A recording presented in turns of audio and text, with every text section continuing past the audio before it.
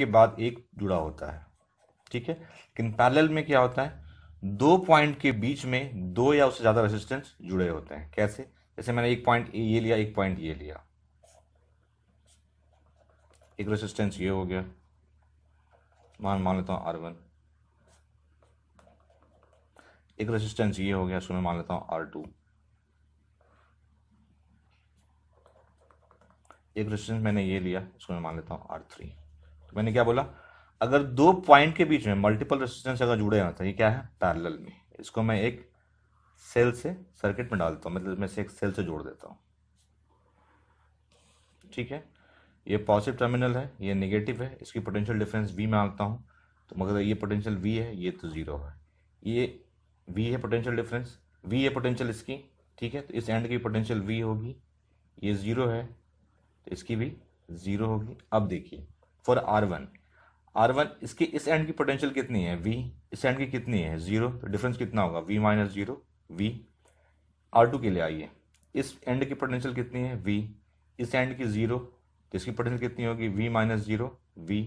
Third वाले में आते हैं, इसकी इस एंड की पोटेंशियल V है, इस एंड की पोटेंशियल जीरो है, तो R3 की पोटेंशियल डिफरेंस कितनी होगी V minus zero V।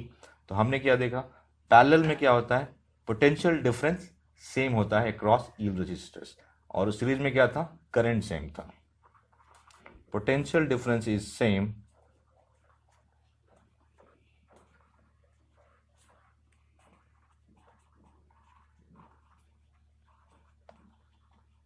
across all resistors,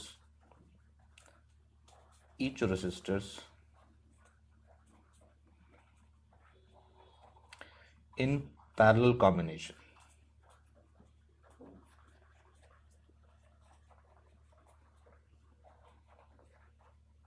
ठीक है। सपोज मैं यहां से I करंट जा रहा है, ठीक है, ये I। अब हम निकालेंगे रेजिस्टेंस R1 में कितना करंट जा रहा है फॉर R1, ठीक है। मैं इसको बाहर कर दे रहा हूं R1 को, यही था आपका R1, ठीक है। V कितनी थी, इसकी पोटेंशियल डिफरेंस कितनी थी V, और रेजिस्टेंस कितना है R। तो ओम्स लॉ से V equals to I R होता है, I equals to V upon R। यहाँ पे V तो सेम है लेकिन रेजिस्टेंस क्या है R1, तो इसको मैं I1 मान लेता हूँ। तो इससे करंट क्या जा रहा है I1। अब आते हैं for R2, I1 equals to V upon R1 for R2।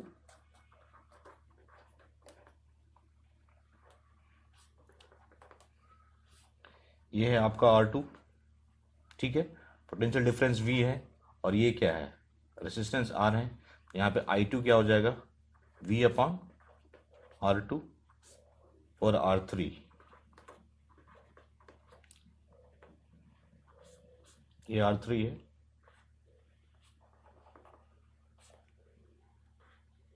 ठीक है।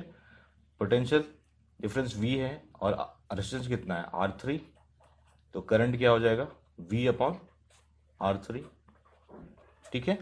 I करंट यहां से गया और ये क्या हो गया, डिस्ट्रीब्यूट हो गया, इसमें गया I1, इसमें गया I2, इसमें आया I3, फिर फाइनली तीनों कंबाइन होकर के यहां से आ जाएगा। मैं एक बार फिर से बोल रहा हूँ, सेल से जितना करंट बाहर जाता है उतना ही करंट अंदर वापस जाना चाहिए, ठीक है। ऐसा नहीं कि यहाँ से I गया, इसमें से I-1 आ गया।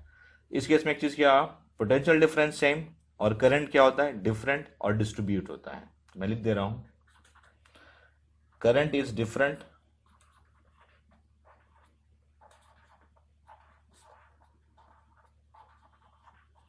across each resistors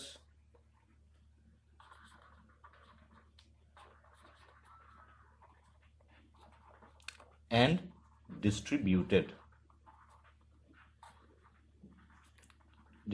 मतलब I equals to I1 plus I2 plus I3, ठीक है। आई होप क्लियर हो गया।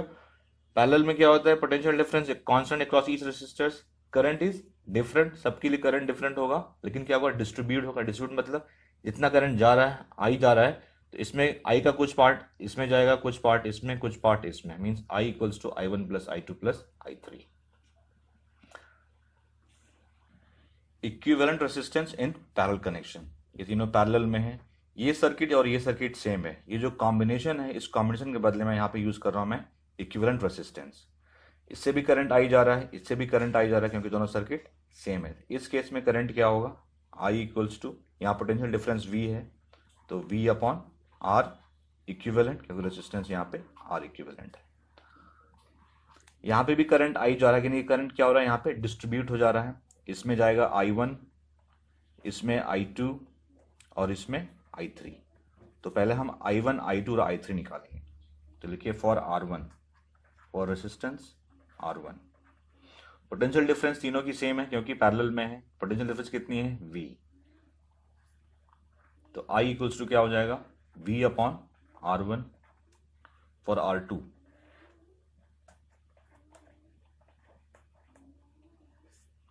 I equals to potential difference इसके लिए भी V है upon R2 for R3 for third resistors.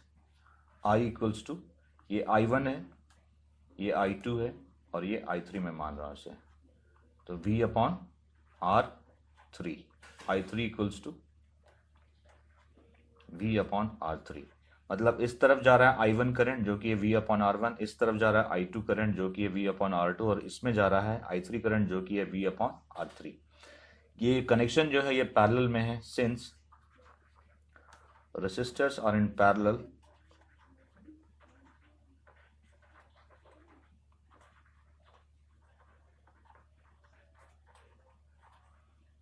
तो पैरेलल में मैंने क्या बताया था आपको, करंट डिस्ट्रीब्यूट होता है, तो करंट इक्वल्स टू क्या होगा, I1 plus I2 plus I3। I क्या है, V upon R equivalent, I1 V upon R1, I2 V upon R2 and I3 V upon R3। तो V upon R equivalent equals to, इस पूरे में से V common आ रहा है, common निकाल लीजिए, तो क्या हो जाएगा, ये 1 upon R1 plus 1 upon R2 plus 1 upon R3। ठीक है, V कैंसिल आउट हो गया तो बचा कि आपके पास 1 upon R equivalent equals to 1 upon R1 plus 1 upon R2 plus 1 upon R3। तो जब भी रेसिस्टेंस पैरेलल में होंगे तो इक्विवेलेंट रेसिस्टेंस कैसे निकालेंगे, इस फॉर्मूले से, 1 upon R equivalent equal to 1 upon R1 plus 1 upon R2 plus 1 upon R3। यहाँ पे 3 मैंने यूज किया क्योंकि हमारे पास 3 है, 2 होता तो 2 यूज करते, अगर n होता तो 1 upon R1 plus 1 upon R2 plus 1 upon R3 up to 1 upon Rn.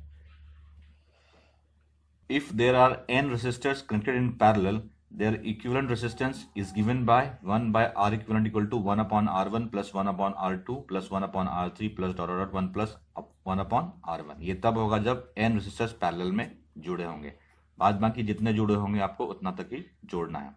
अब इस पे बेस्ड कुछ न्यूमेरिकल सॉल्व करेंगे हम। ये एग्जाम्पल 12.8 है, एनसीईआरटी बुक से क्वेश्चन है।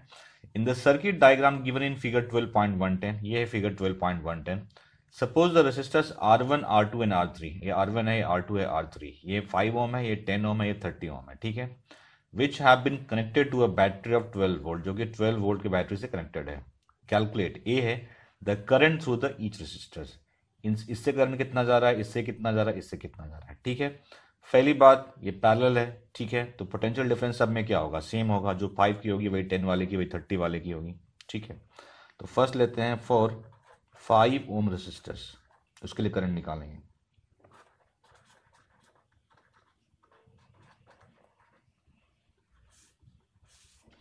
रेसिस्टेंस क्या है, 5 ohm, potential difference 12 volt, by Ohm's law V equal to IR means I equals to V upon R. V is 12, 5 to 2.4, इसको मैं मानता हूँ I1, 2.4 एम्पियर। रेसिस्टर्स 5 ओम जो है उससे करंट कितना जाएगा, 2.4 एम्पियर। अब आते हैं हम लोग 10 वाले पे।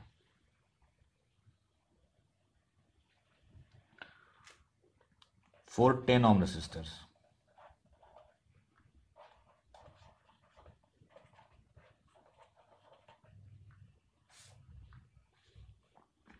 रेसिस्टेंस कितना है, 10 ओम, पोटेंशियल डिफरेंस 12 वोल्ट, तो यहाँ पे करंट क्या हो जाएगा, उसको मैं I2 मान लेता हूँ। V upon R, V is 12, R is 10, that is 1.2 ampere. ठीक है, अब आ जाए 30 ओम के लिए। For 30 ohm resistors,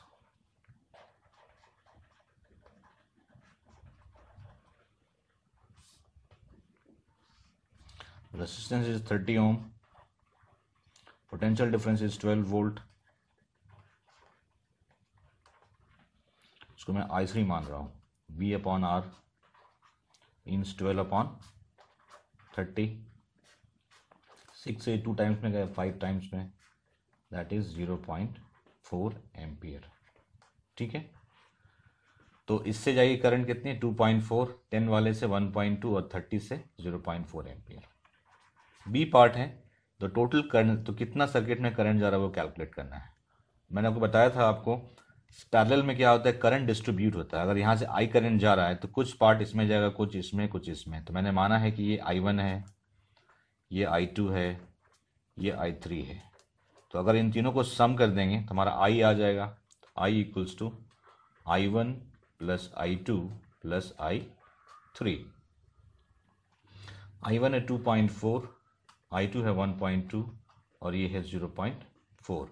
2.4, 2.8, 3, 4, that is 4 ampere. तो सर्किट में कितना करंट जा रहा है, 4 एम्पियर। ये I जो है ये 4 एम्पियर है। See the total circuit resistance, अब इस सर्किट की रेसिस्टेंस निकालनी है। ये पैरेलल में है तो हमें क्या निकालना होगा, इक्विवेलेंट रेसिस्टेंस। तो पैरेलल के केस में क्या होता है, R equivalent equals to 1 upon R1 plus 1 upon R2 plus 1 upon R3। R1 हमारे पास है 1/5, 5 है, R2 10 है और R3 30 है। एलसीएम 30 आ जाएगा, 5, 10, 30 का।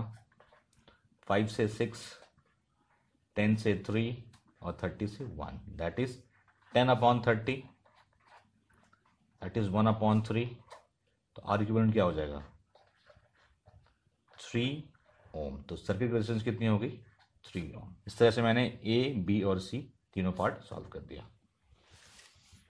एग्जाम्पल 12.9, इफ इन फिगर 12.12, ये 12.12 फिगर है, R1 इज 10 ओम, ये 10 ओम है, R2 40 ओम है, R3 30 ओम है, R4 20 ओम है और R5 60 ओम है। ठीक है, और ये 12 वोल्ट की बैटरी से जुड़ा हुआ है इस तरह से। ठीक है, कैलकुलेट, ये है total resistance in the circuit. इस सर्किट की रेसिस्टेंस कितनी होगी आपको बतानी। ठीक है, अब देखिए R1 R2 पैरेलल में है, R3 R5 ये भी पैरेलल में है, R3 R4 एंड R5। तो पहले क्या करेंगे, इन दोनों का इक्विवेलेंट निकालेंगे हम, फिर इन तीनों का इक्विवेलेंट निकालेंगे और फिर टोटल सर्किट का रेसिस्टेंस निकालेंगे। तो लिखिए, since R1 and R2 are connected in parallel,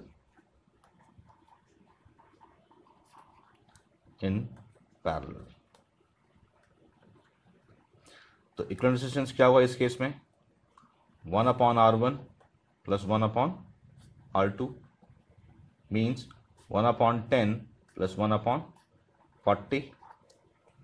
10 और 40 का एलसीएम क्या हो जाएगा, 40। तो 4 plus 1 that is 5 upon 40, 1 upon 8। अगर सॉरी ये 1 अपॉन आर इक्विवेलेंट होगा। ठीक है, क्योंकि पैरेलल में है तो 1 upon R equivalent equals to 1 upon 8। मैं लिख दे रहा हूँ 1 upon R equivalent equals to 1 upon 8 means इन दोनों के लिए इक्विवेलेंट रेजिस्टेंस कितना आया, 8 ओम। ठीक है, सिमिलरली हम निकालेंगे हम R3 R4 एंड R5। तो लिखिए, since R3 R4 and R5 are connected in parallel